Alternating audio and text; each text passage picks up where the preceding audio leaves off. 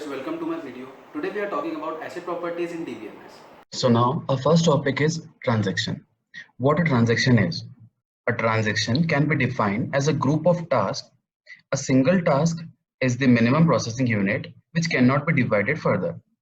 A transaction can be taken as an event that occurs in the database. Usually a transaction reads a value from the database or writes a value to the database. Now let's take an example of a transaction. A simple bank account which daily faces crediting and debiting of money is the best example of a transaction. Now the figure shows whenever a transaction is in an active state and gets partially committed, but because of some error it gets failed, then the new transaction gets aborted. But if the partially committed transaction gets fully completed and reaches endpoint without any error, then it is called a complete transaction. A transaction is a very small unit of a program and it may contain several low-level tasks. A transaction in a database system must maintain atomicity, consistency, isolation, and durability, which is commonly called as asset properties, in order to ensure accuracy, completeness, and data integrity. Now we will learn about all the four properties which are called asset properties. The first one is atomicity. This property states that a transaction must be treated as an atomic unit, that is, either all of its operations are executed or none. There must be no state in a database where a transaction is left partially completed.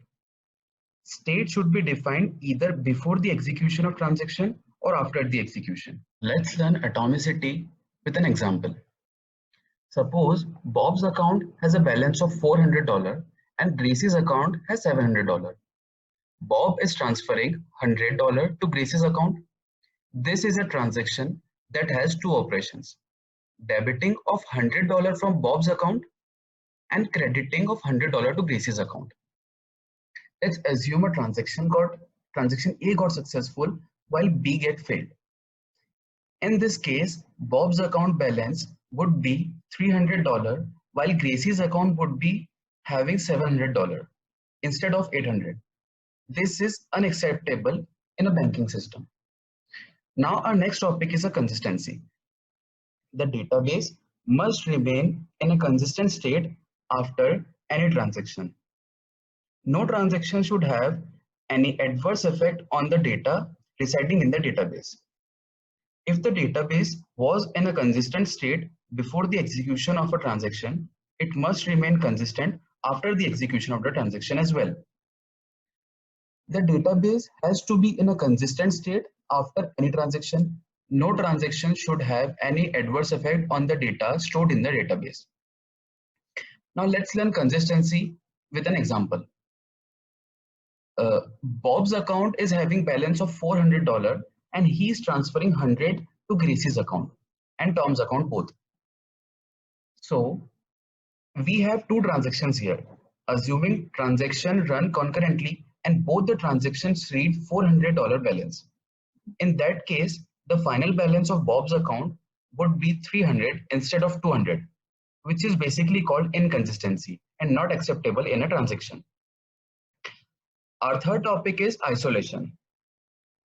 In a database system where more than one transactions are beginning, executed simultaneously and in parallel, the property of isolation states that all the transactions will be carried out and executed as if it is the only transactions in the system.